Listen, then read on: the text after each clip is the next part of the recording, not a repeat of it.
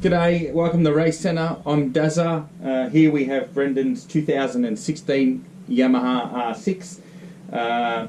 This one is an ex-race bike, so Brendon bought it off a racer who was selling his bike, so it already had all the fruit on it. It's got a whole bunch of stuff on it, had Olin's Nix cartridges in it, K-Tech rear shock, already had a Translogic quick shifter, but it didn't have a blipper, so we've installed that for him. It's got a YEC or a GYTR ECU and loom, so that's Yamaha's race ECU and loom, which you can actually tune directly into the ECU, so we'll talk about that in a little bit. So it's an ex-race bike. Reason it came in is Brendon just wanted us to give it a once-over and see if there's anything that we could suggest to improve it for him. And what we've done a number of things. We always suggest with an ex-race bike, especially if you don't know the full detailed history of it, check things like valve clearances and a general valve clearances and a general service as well. Reason for that is, you know, they're designed to be on a racetrack, but you also got to keep on top of the valve clearances. So the first thing we did was blueprint the valve clearances, get those spot on, which we've done now. Put a DNA high performance filter in it. We've also revised the suspension setup. When it comes to suspension and that type of thing, it's not necessarily about what's right and wrong, or that's the exact setup to have. What we try to do is create a setup that's more user friendly for the specific rider.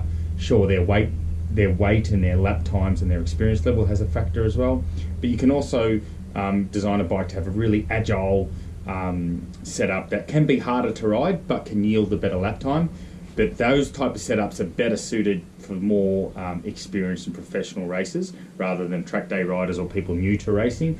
For the less experienced, it's better to give them a setup that's maybe not quite as agile and flighty, but that's more user-friendly, a bit more stable, and gives a lot more feedback. And the reason for that is the margin for error is actually quite a lot bigger when you've got that more stable setup, and the less experienced people are going to sometimes push into the corner too hard, and you don't want a motorcycle that every time you make a little mistake or push in a little bit too hard, it just throws you on your face, you know. That's going to zap the rider's confidence, so it's a lot better to do that. So we've done that with the setup. As I said, the bike had a Translogic quick shifter, but it didn't have a blip assist on it, so we've installed the blip assist and set it up, and that's come up fantastic. The bike already had, like I said, it's got a YEC ECU and loom in it, and it has previously been tuned. We got it on the dyno for a couple of reasons. Is that, as I said, we've done the valve clearances, so being a track bike, we can't test it on the road, and there's no way in the world we'd let the customer take the bike after we've done a whole bunch of work to it to the track and not do a quality check on all the work that we've done. So the dyno's a great way. We run it up, put it under load, make sure that there's no oil leaks or water leaks or anything like that.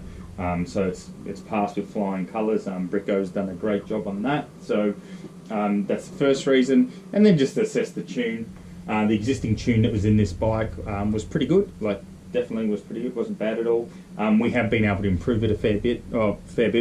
Yeah, we have. We've been able to improve some areas. For those who might be familiar with YEC ECUs and talk about them, you'll hear a lot of teams that will tune through the YEC ECU and then put a power commander on top to fine tune it. And what that's all about is that in the YEC fuel tables, you don't have as many cells to select and tune as you would in a power commander. So if you want to have a really, really fine detailed tune, you need to put something like that on top. We haven't done that with this bike, and you don't really need it. You can come up with a really, really good tune just with the YEC. Just takes a little bit of work on the detail. That is, it takes a bit longer to do it. And sure, you can get a bit finer tuned with a power commander, but it's more than good enough for a race bike without it. So the tune that's coming up in it now, it's like I said, it's slightly better. Certainly the roll-on and power delivery is a bit better. We've also loaded in our standard engine brake maps for Brendon, the engine brake map, and it wasn't bad. Again, it was probably on the more extreme side for somebody who isn't quite as experienced. So we've done that, and yeah, it's come up really, really good. So let's go and have a listen to it make some noise on the dyno.